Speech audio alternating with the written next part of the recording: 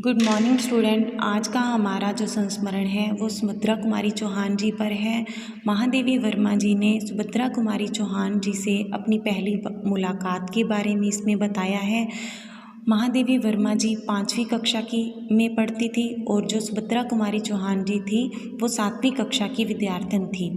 इसी विद्यार्थी जीवन में ही उनकी पहली मुलाकात हुई और पहली मुलाकात में ही सुभद्रा जी ने उनसे प्रश्न किया कि क्या तुम लिखती हो। उन्हें यह जानकर बड़ी खुशी हुई कि महादेवी वर्मा जी भी लिखती हैं, क्योंकि सुभद्रा कुमारी चौहान भी एक कवित्री है और कवित्री को कवित्री के रूप में देखकर वह बड़ी ही खुश हुई। और उस समय जो था कविता लिखना एक अपराध माना जाता था, इसलिए महादेवी वर्मा जी को बड़ा आश्चर्य हुआ कि वह उनकी यह बात सबके सामने आ गई है। इसलिए सुभद्रा कुमारी चौहान जी ने उनको सांत्वना देते हुए कहा कि मैं भी तो लिखती हूँ, इतना कोई बड़ी बात नहीं है। इसमें और उन्होंने उनके व्यक्तित्व के बारे में बताया है कि उनकी आकृति कैसी थी। वे मन से निश्चल थी, शरीर से कोमल थी, भावना से उदार थी।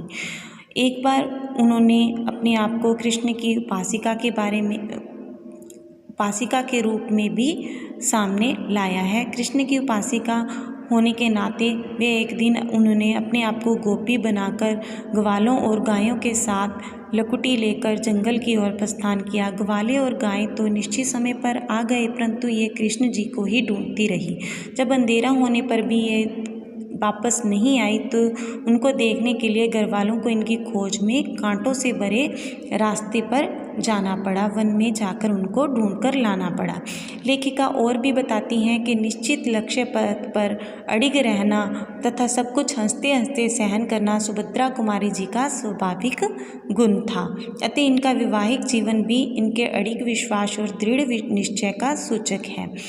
ये सिर्फ 8वीं कक्षा में ही थी जब इनका विवाह हो गया था। इनके जो पति थे वो स्वतंत्रता संग्रामी थे, इसलिए इन्होंने ज़्यादा जो अपना वैवाहिक जीवन है वो जेल में ही काटा है, जेल में ही अपना व्यतीत किया है। अपनी जो बच्ची थी इनकी उसको भी जेल में ही पाला है।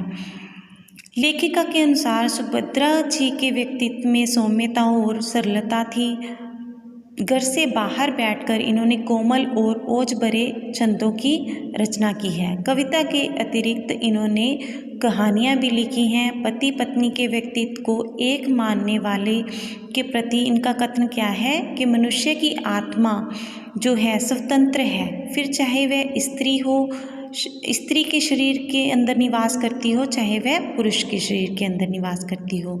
इसी से पुरुष और स्त्री का अपना अपना व्यक्तित्व अलग रहता है, वह एक नहीं हो सकते। उनका अपना मन है, अपनी आत्मा है, अलग है, अपना व्यक्तित्व है।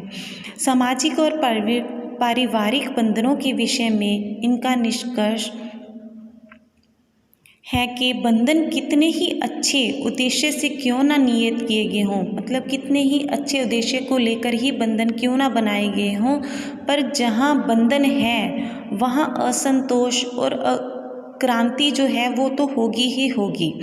इन्होंने अपनी पुत्री के विवाह के लिए तो परिवार से संघर्ष तक करना स्वीकार कर लिया था। बच्चों के लिए कोई भी त्याग करना इनके लिए अकरणीय नहीं था। संतान के विवाह के लिए जातिवाद की संकीर्णताओं की उपेक्षा नहीं की। मतलब क्या है, इन्होंने यह भी किया था, इस पर भी आवाज़ उठाई थी कि मैं कन्यादान नहीं करूँगी। ठीक है, उन्होंने कहा था कि मनुष्य क्या मनुष्य को दान करने का अधिकारी है? क्या हम इतना अधिकार रखते हैं कि हम दूसरे का दान कर सकें? ठीक है ना। तो इन्होंने इसके विरुद्ध भी अपनी आवाज़ उठाई। ठीक है, जो देश के जिस स्वतंत्रता के लिए उन्होंने अपने जीवन के वासंती सपने अंगार पर रख दिए थे, उसकी प्राप्ति के उपरांत भी जब इन्हें सतत अभाव और पीड़ा ही दिखाई दी तो उन्होंने अपने संघर्षकालीन साथियों से भी विद्रोह कर दिया था।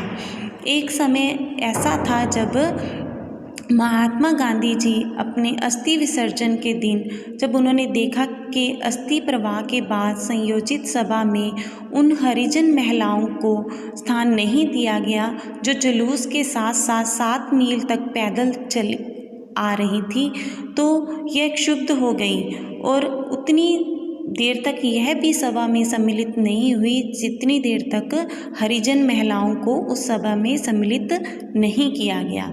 इस तरह हम देखते हैं कि जहाँ जहाँ भी विद्रोह करने की आवश्यकता लगी तो वहाँ वहाँ सुभद्रा कुमारी चौहान जी ने अपना विद्रोह जाहिर किया है।